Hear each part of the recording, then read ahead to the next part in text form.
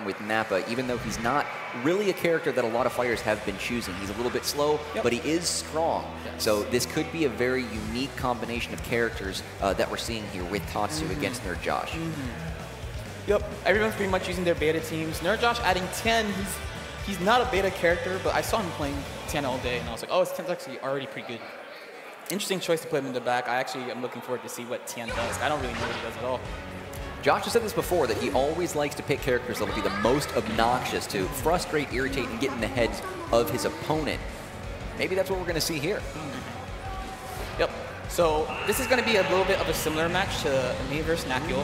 Cell is a problem on point. He's a problem. There's a lot of damage for no meter, for no resources, only using assist. He's very flexible to neutral game. So you look forward to Tatsu going in real early.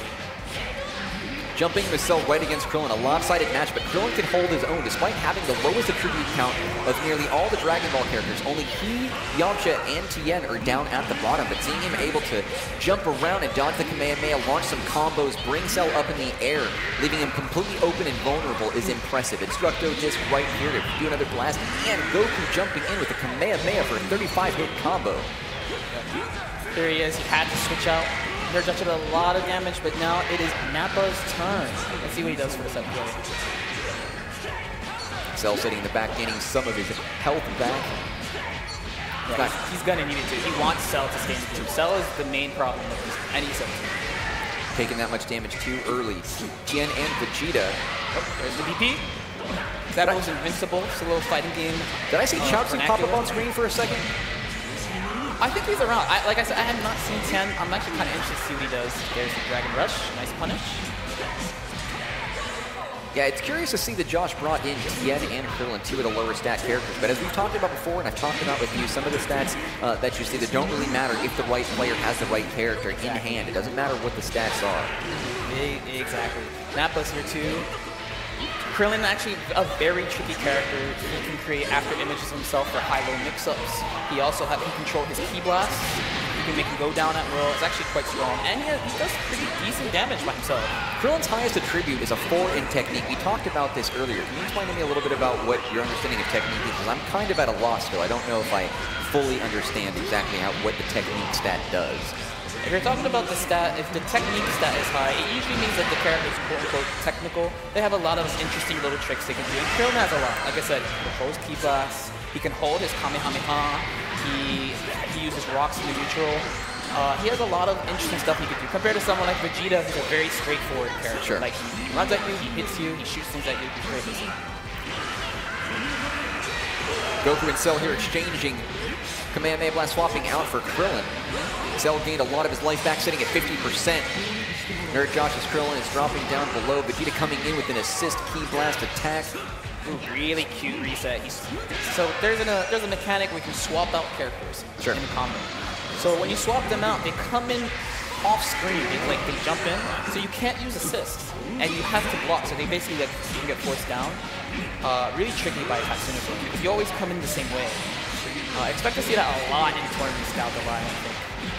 Tatsu's doing a great job of using his assisted team. The majority of his team is still doing quite well with a lot of health actually with Vegeta and Nappa both. But it looks like NerdJosh is in trouble. He's down 2 characters. Tien and Super Saiyan Goku are both out, leaving him only with Krillin, who's just below 50% health. He still has to go against Cell, who might finish off here, but it still leaves him with Nappa and Vegeta close to 70 to 80% health. He has a long road. It's really hard to win with 2 characters. And one of the toughest things for NerdJosh here is that he has all his blue life. So sparking will still help him, but he won't get a lot of life back. He's pretty much stuck as is. Krillin's doing a great job holding his own. NerdJosh behind the sticks on Krillin. He's doing fantastic. This should be a kill. This should be a kill. Hopefully. He might be able to set him down. It looks like Nappa could be finished. Oh, there we go. 3. The controlled directional ki blast sends Nappa down and out. Cell jumps back in. About 33% health and counting. Krillin not taking any severe damage. Cell should have died. Cell should have died there. Very lucky for Tatsu. Tatsu's very, very good at being strategic about when pulling his characters back and when throwing them back out. He knows exactly the perfect timing to get these characters out there.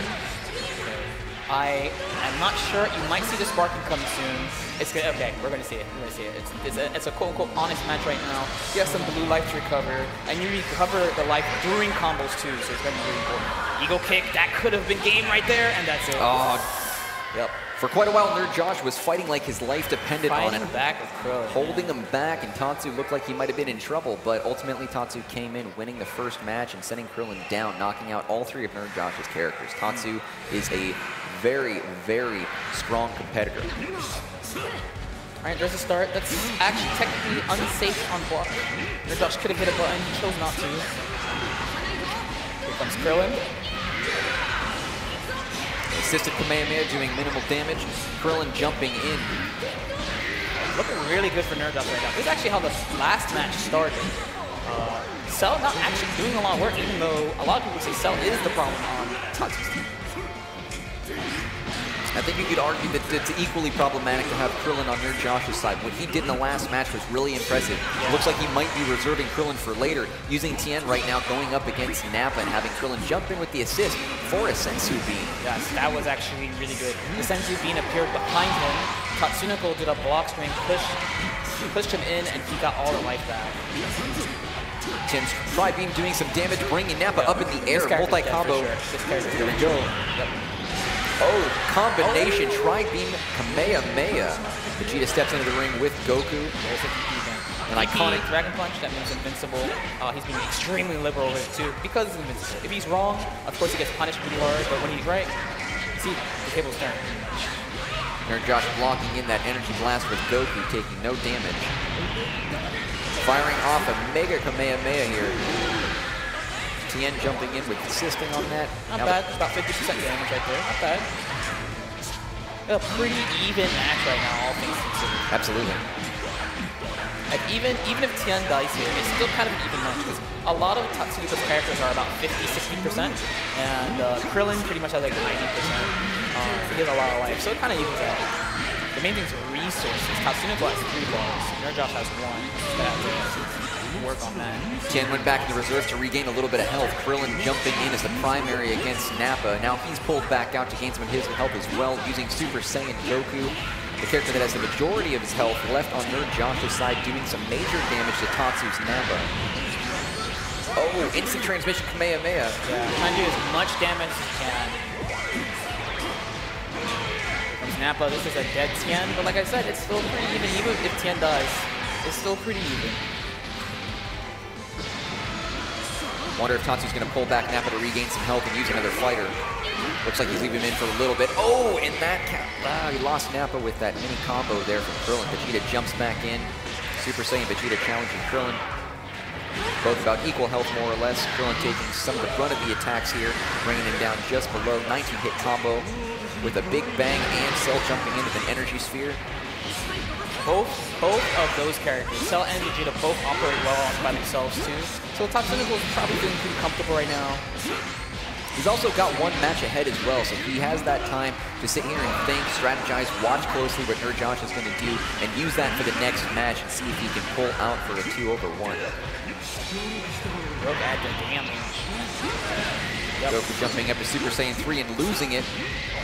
Yeah, it was definitely a good bait. It was definitely a good bait. That was a risky bet, and that was his level 3, so he spent 3 bars on that.